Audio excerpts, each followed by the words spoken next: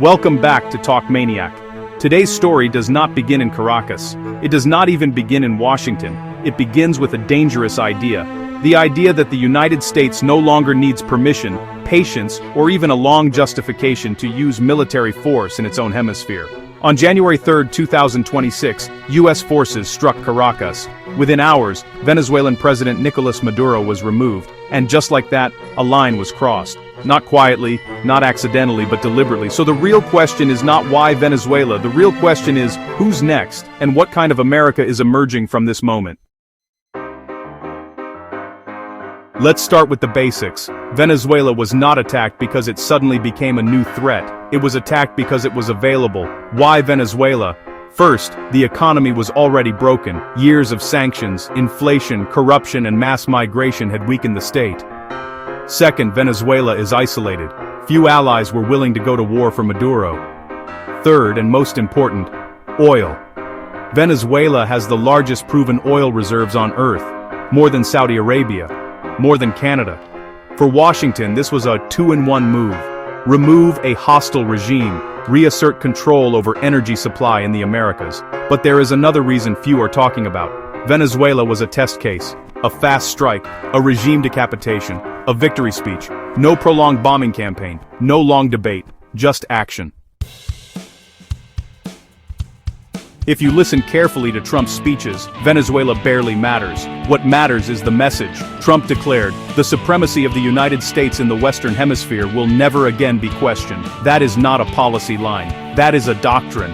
This is where things get dangerous. The Trump administration has introduced what analysts now call a modern Monroe Doctrine. In simple terms, any external influence in the Americas, China, Russia, Iran, is now treated as a direct threat. And any government accused of enabling drugs, gangs, or migration can be labeled an enemy. This is how the old war on terror ends, and a new war begins. For 20 years, America fought terrorists in the Middle East. Now the enemy has been redefined. Not ISIS, not Al-Qaeda, but drug cartels, gangs, migrant networks, governments accused of protecting them. This is what Trump calls the war on narco-terror. Here's the problem. There is no clear definition, no borders, no end goal, and that gives the White House enormous freedom to act. If a country is described as run by cartels, military action becomes easy to sell, which brings us to the most alarming part. Let's be realistic, not every country is equally likely. Mexico, the most dangerous possibility.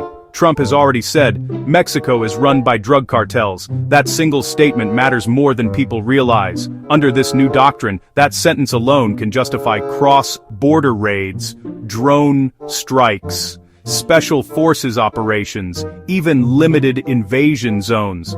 Mexico is not Venezuela. A conflict here would not be a quick win. It would destabilize North America itself. But rhetorically, the groundwork is already laid. Cuba. The old enemy returns. Cuba is weak, isolated, and symbolic. No invasion may be needed. Sanctions, blockades, cyber operations, political destabilization. Cuba fits perfectly into Trump's narrative of reclaiming American dominance. Nicaragua, the quiet target.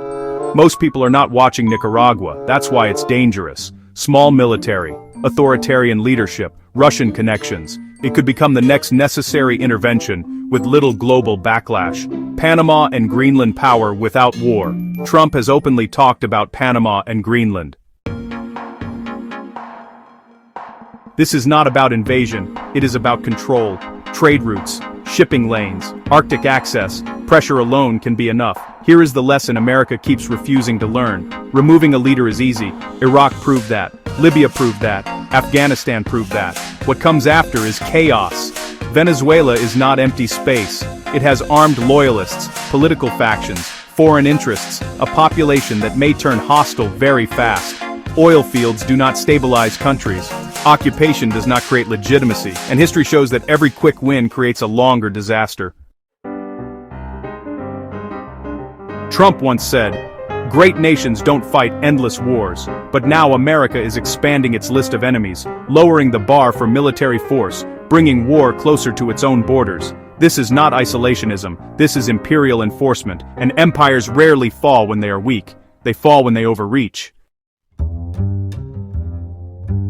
Venezuela was not the end, it was the warning shot. If the US can remove a president in Caracas, justify it with vague threats, and celebrate it as victory, then tomorrow's target does not need to be a dictatorship. It only needs to be inconvenient. So the real question is not who Trump will target next. The real question is, who can stop this logic once it has started? This is Talk Maniac. If you want analysis, not noise, stay with us.